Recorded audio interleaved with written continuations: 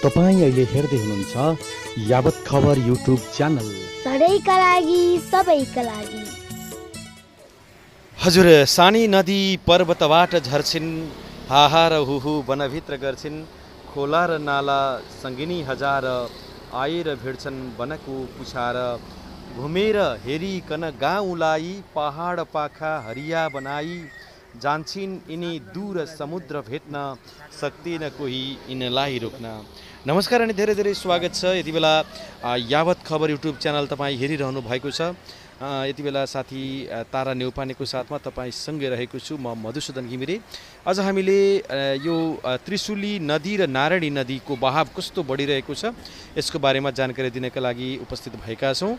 आज हामीले पवित्र भूमि देवघाट धामदेखि नारायणघाटसम्मको नारायणी नदीको अवस्था कस्तो रहेको छ त्यसको बारेमा यहाँहरूलाई चित्राङ्कन गर्नेछौँ, यहाँहरूलाई हामीले देखाउनेछौँ। र यति बेला यहाँहरूले देखिरहनु भएको दृश्य हो देवघाट धामको यो झोलुङ्गे पुल।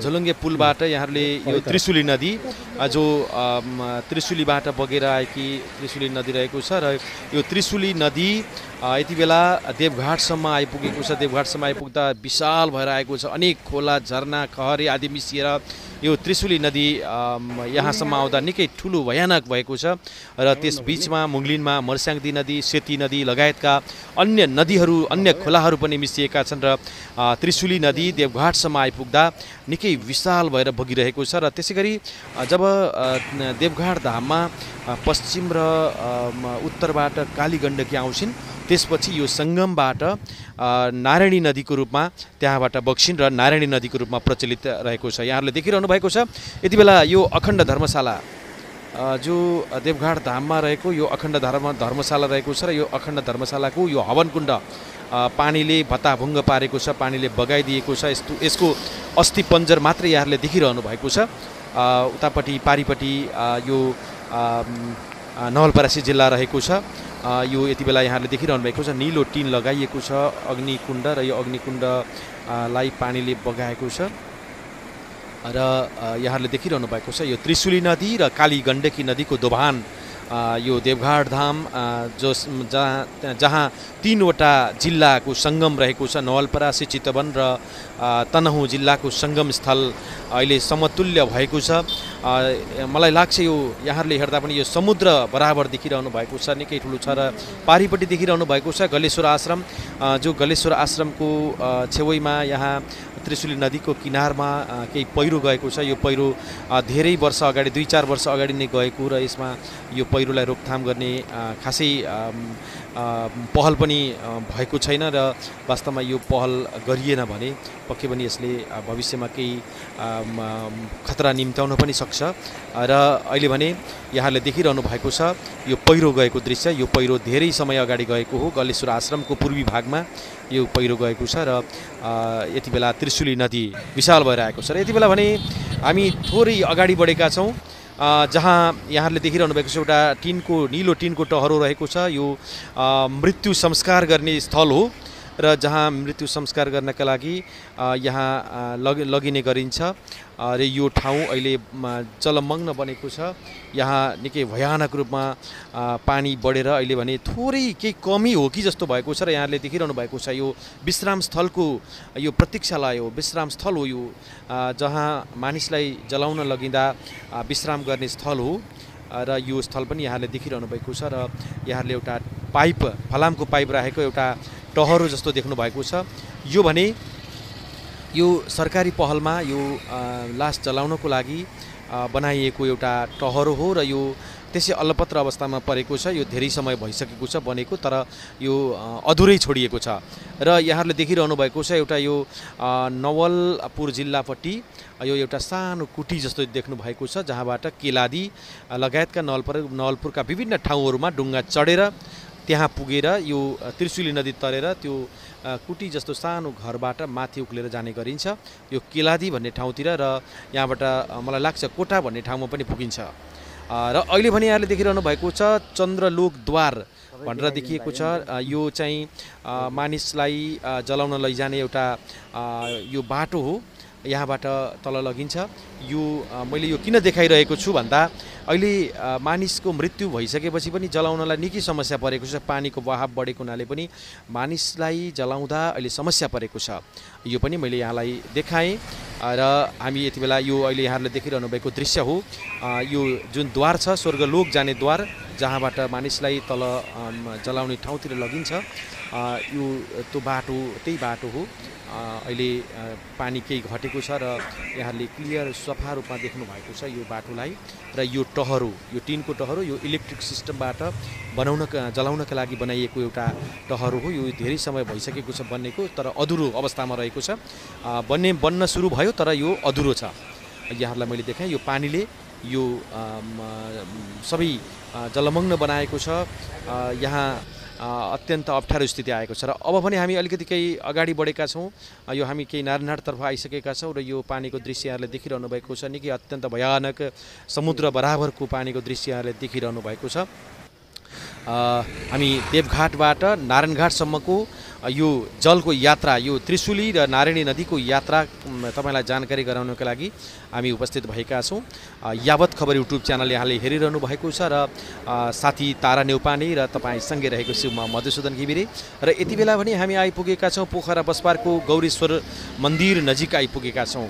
र अब भने यहाँको वस्तुस्थिति र यहाँको पानीको बारेमा पानीको स्थितिको बारेमा यहाँहरूले थप जानकारी पाउनुहुनेछ। र यति बेला यहाँहरूले मौलाकालिका मन्दिर निकै सुन्दर रूपमा देखिरहनु भएको छ।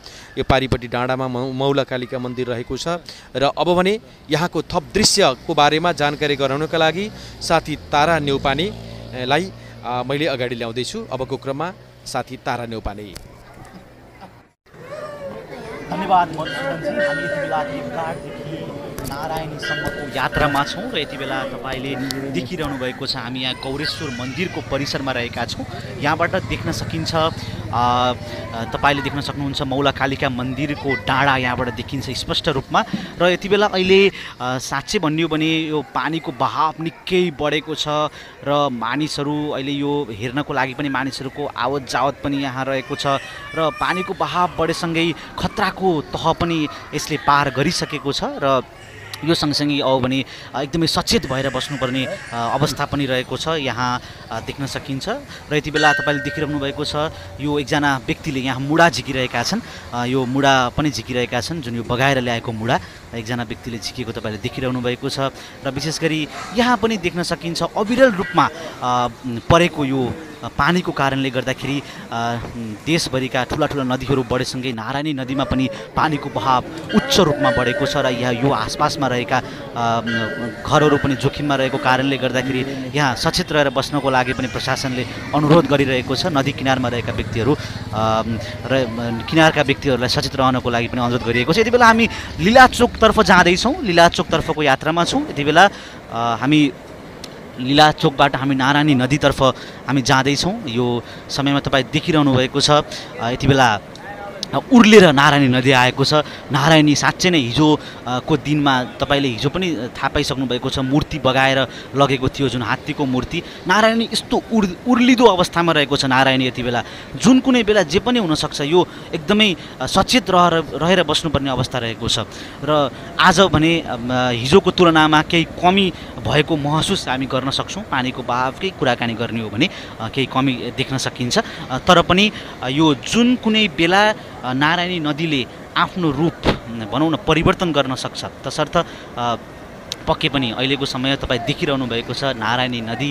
हामीले देवघाटको दृश्य पनि यहाँलाई देखाइसकेका छौँ र अहिलेको समयमा यो हामी यति बेला तपाईँले देखिरहनु भएको छ एकजना व्यक्तिले मुढा तानिरहेका छन् र अर्को व्यक्ति पनि यहाँ हुनुहुन्छ, अर्को व्यक्तिले पनि यहाँ मुढा तानिरहनु भएको छ। दुईजना व्यक्तिले यहाँ मुढा तानिरहेको तपाईँले दृश्यमा देख्न सक्नुहुन्छ। वास्तवमा यो निकै नै यो क्रम निकै नै चलि नै रहेको छ। यो मुढा झिक्ने क्रम, ठुला ठुला मुढाहरू यो विशाल नदीबाट मुढाहरू झिक्ने क्रम पनि चलि नै रहेको छ र यो आय आर्जनको एउटा स्रोतको रूपमा पनि लिन सकिन्छ। हुन त यो नदीले गर्दाखेरि एक तर्फ भन्ने पनि क्षति त पक्कै पनि गर्छ, तर पनि यसले भनौँ न मुढा दुईजनाले उचालिरहेका छन्। तपाईँले यहाँ दृश्यमा देखिरहनु भएको छ।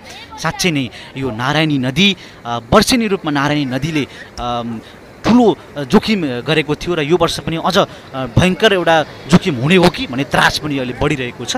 र यो तपाईँले देखिरहनु भएको छ नारायणी नदीको यो मुख्य पुल, नारायणी नदीको पुल पूर्व पश्चिम राजमार्ग जोड्ने यो विशेष पुल, यो मुख्य पुल रहेको छ। यो पुलबाट पनि भिडभाड रहेको छ। यो हात्तीको मूर्ति तपाईँ देख्न सक्नुहुन्छ। हिजो बगाएर लगेको हात्तीको मूर्ति अहिले यहाँ ल्याएर राखिएको छ, जुन बालकुमारी इङ्ग्लिस बोर्डिङ स्कुल को प्राङ्गणमा यो मूर्ति तपाईँ देख्न सक्नुहुन्छ। हिजो स्थानीयहरूले भेटेर यो मूर्ति ल्याएका थिए र यो मूर्तिलाई यहाँ ल्याएर राखिएको छ। यो मूर्ति तपाईँ देख्न सक्नुहुन्छ। र यति बेला हामी पुलचोक नजिक आएका छौँ। पुलचोक नजिक आएका छौँ। यति बेला यो नारायणी नदीको पुल तपाईँ देखिरहनु भएको छ। नारायणी नदीको यो पुल हो। यो पुलबाट पनि आवत जावत भइरहेको छ र यो धेरैजनाले नदीको फोटो खिच्ने क्रम पनि चलि नै रहेको छ र धेरैजनाले यो फोटो खिच्ने एउटा यो दृश्य अवलोकन गर्ने व्यक्तिहरूको पनि सङ्ख्या रहेको छ विशेष गरी। र हामी नदी सुन्दरता साँच्चै नै नदीको यो सुन्दर दृश्य रहेको छ। हामी त्यति बेला नारायणी नदीको पुलमा आएका छौँ। यो पुल हो नारायणी नदीको पुल। बिहानसम्म यो पुलको नजिक पानी आइसकेको थियो र यो पुलबाट बुद्धको मूर्ति देख्न सकिन्छ। उत्तरपट्टि तपाईँ हेर्नु होला, यो निकै सानो मूर्ति देख्न सकिन्छ र यहाँबाट यो मूर्तिलाई पानीले केही डुबाएको छ। पारीपट्टि गैँडाकोट रहेको छ। पारीपट्टि गैँडाकोट तपाईँ देख्न सक्नुहुन्छ। साँच्चै नै अहिले भने हामी नदीलाई हेर्ने धेरैजना व्यक्तिहरू रहेका छन्। यो नदीको अवलोकन गर्ने, यहाँको अवस्थालाई फोटोमा कैद गर्ने व्यक्तिहरूको पनि यहाँ देख्न सकिन्छ। वृद्ध के बालबालिका के युवा सबैको उत्तिकै उपस्थिति रहेको छ यो नदीलाई अवलोकन गर्नको लागि। र यति बेला केही साँझ पनि पर्न लागेको छ। यो साँझको समय पनि रहेको छ। सुरक्षाकर्मीले यहाँ पुलमा आवत जावत गर्नेलाई एकदमै भनौँ न सुरक्षित तरिकाले जानको लागि यहाँ अनुरोध पनि गरिरहनु भएको छ। यो कुराबाट के बुझ्न सकिन्छ भने नदीसँग खेलबाड गर्नु हुँदैन, अर्थात् पानीसँग खेलबाड गर्नु हुँदैन। सानो ताल पोखरी देखिएला तर त्यो अन्तिममा हुने भनेको त्यसले समुद्रको रूप धारण नै गर्ने हो। तसर्थ पानीसँग कहिले पनि खेलबाड गर्नु साँच्चै नै उपयुक्त हुँदैन। र तपाईँ यति बेला देख्न सक्नुहुन्छ। हामी यति बेला यो बुद्धको मूर्ति तपाईँ देख्न सक्नुहुन्छ।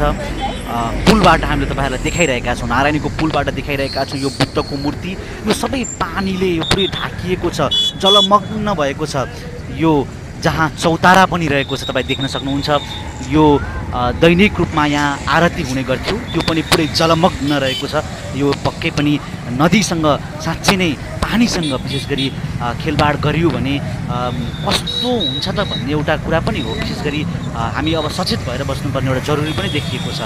यो नारायणी नदी आसपासमा रहेकाहरूलाई पनि सचेत रहन हामी अनुरोध गर्न चाहन्छौँ। र यति बेला हामी अब यो कार्यक्रमको अन्त्यमा आइपुगिसकेका छौँ। यतिन्जेल हेरेर साथ दिनुभयो, यहाँलाई धन्यवाद। यावत खबर युट्युब च्यानलबाट मधुसूदन घिमिरेसँगै म तारा नेउपाने बिदा हुन्छु। नमस्ते।